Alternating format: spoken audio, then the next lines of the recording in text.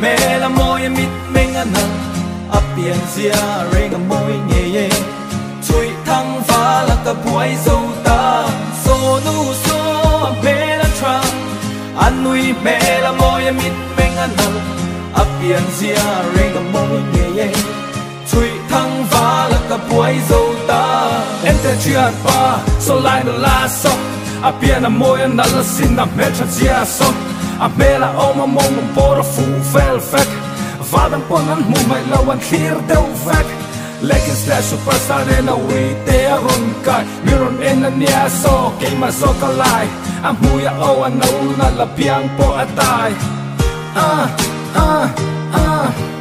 atrat na ti swal tu a piang a kwa bang sim sia atrang a ka sim sia bel sia na en fia cover cha kem happy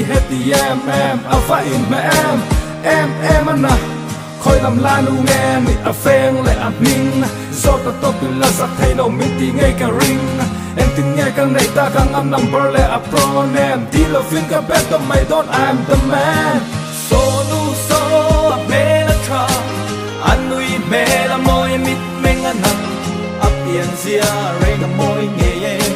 chui thăng va la ka buai zo ta so nu so me la tra an nui me la moi mit meng an nam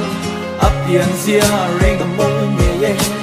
chui thăng va la ka buai zo ta ka hun tam so ka mang cha mel try kianga chu lo fo ka cha ka sin mel try pianga en sui se le lo a sin nikal na a pianga I mel try piana na la ni ti a chianga ba sam mo sing mit men moi pe se renga moi nge se la tu ra om lo fai ko ma fe ka moi nge te sang ni se kya nge hun na ni te ka mang cha ki wi te yan ni chon ban vo nai kai ni ve ka cha people born in low ma la isu na ka wa ya mi ten thui ta ma ka tlak na sang ha thu le la na soi fe zo lo wi moi na le chat na ei tin nge ka ti ta ka ngin mel chat na hin na pe se pa lo ko pe se tree na to pa be don na me sia le wi te a chu la chu nel pe ka chu ka ne la min la tel va la lu hai zo ta ka poi tel so nu so me la tra an nui me la moi mit meng an nam a pian sia ring a moi nge ye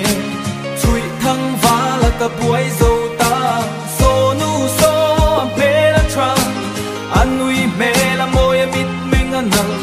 a pian sia ring a moi nge ye chui thăng va la ka buai zo ta so nu so